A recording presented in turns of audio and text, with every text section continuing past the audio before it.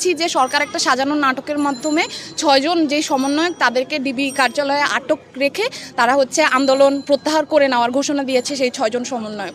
তো আমরা আমাদের জায়গা থেকে বলতে চাই, সাধারণ যে শিক্ষার্থীরা আমরা রয়েছি, আমরা তাদের এই আন্দোলনকে প্রত্যাহার করে নেওয়ার যে ঘোষণা সেটাকে আমরা প্রত্যাখ্যান করছি এবং আমরা আমাদের যে আন্দোলন, আমাদের 9 দফা দাবিকে সামনে রেখে আমরা চালিয়ে যাব এবং স্টুডেন্টকে যেভাবে বন্দুকের মুখে রেখে, বন্দুককে তাদের দিকে তাক করে রেখে তাদেরকে যেভাবে দমন পীড়ন করা হচ্ছে, তাদেরকে আটক করা হচ্ছে, সেই সবগুলোর বিরুদ্ধে আমরা কথা বলার জন্য আজকে এখানে দাঁড়িয়েছি এবং আমরা আমাদের 9 দফা দাবি পূরণ না হওয়া পর্যন্ত আমাদের যে কর্মসূচি সেটা চলমান রাখবো। হামলা করে এই আন্দোলন বন্ধ করা যাবে না, লাঠি গুলি টিয়ার গ্যাস, লাঠি গুলি টিয়ার গ্যাস।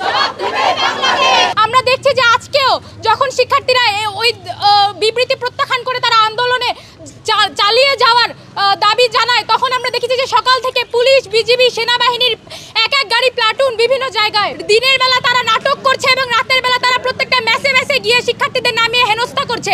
তারা মোড়ে মোড়ে দাঁড়িয়ে মোবাইল ফোন চেক করছে। এই অধিকার তাদেরকে কে দিয়েছে? তারা কি আমার ফোন চেক করতে পারে? আমার ফোন কি কোনো রাষ্ট্রীয় সম্পদ? তারা এটা চেক করতে পারে না, কিন্তু তারা মোড়ে মোড়ে দাঁড়িয়ে আমার ফোন চেক করছে, শিক্ষার্থীদেরকে হেনস্থা করছে, তাদেরকে গ্রেফতার করছে, আটক করছে। একজন এসএসসি শিক্ষার্থীও সেই গ্রেফতার এবং আটক থেকে মুক্তি পাচ্ছে না। আমরা এর তীব্র প্রতিবাদ জানাই এবং যে পর্যন্ত আমাদের 9 দফা আদায় না হচ্ছে সে পর্যন্ত আমরা রাজপথ ছাড়বো না। লড়াই লড়াই লড়াই লড়াই হবে সেখানে, লড়াই হবে সেখানে। যমুনা আছে বলে লাইফ, যমুনা রেফ্রিজারেটর, খাবার ফ্রেশ তো লাইফ জম্পেশ।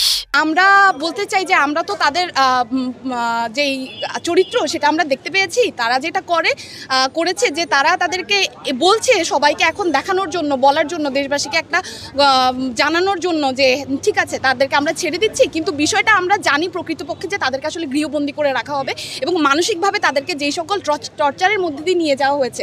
আমরা নাহিদ ইসলামের ছবি দেখেছি যে তাকে কি বিভৎসভাবে পেটানো হয়েছে এবং তাদেরকে রিমান্ডে নেওয়া হয়েছে বিভিন্ন সময়। তো সেই সকল জায়গা থেকে তারা সেই মানসিক অবস্থার মধ্যে দিয়ে তারা অনেক সেই যে স্টেবিলিটি রেখে তারা যে আন্দোলন চালাবে, তাদেরকে নানানভাবে হুমকি ধামকি দেওয়া হয়েছে, যেটা সাধারণ শিক্ষার্থীর জায়গা থেকে আমরা স্পষ্টভাবে বুঝতে পারছি। বাংলাদেশের যে আইনের ধারা রয়েছে সেখানে আটককৃত অবস্থায় যেই জবানবন্দি নেওয়া হয় সেটা আসলে যুক্তিযুক্ত হয় না এবং এক্সপেক্টেড না, কারণ তারা আসলে ফ্রিলি মুক্তভাবে তাদের মতামত জানাতে পারে না। তাদেরকে আটক করে বা তাদেরকে ভয়ভীতি দেখিয়ে তাদের জবানবন্দি আদায় করার সম্ভাবনা অনেক বেশি।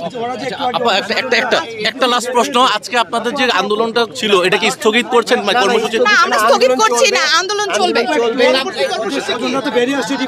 আমরা জানাবো পরবর্তী কর্মসূচি চলমান চলতেছে, সারা বাংলাদেশ সবাই জড়ো হচ্ছে, সব চলমান জানানো হবে আপনার প্রেস রিলিজের মাধ্যমে। সবাই সমান না, এখন সবাই সমান না।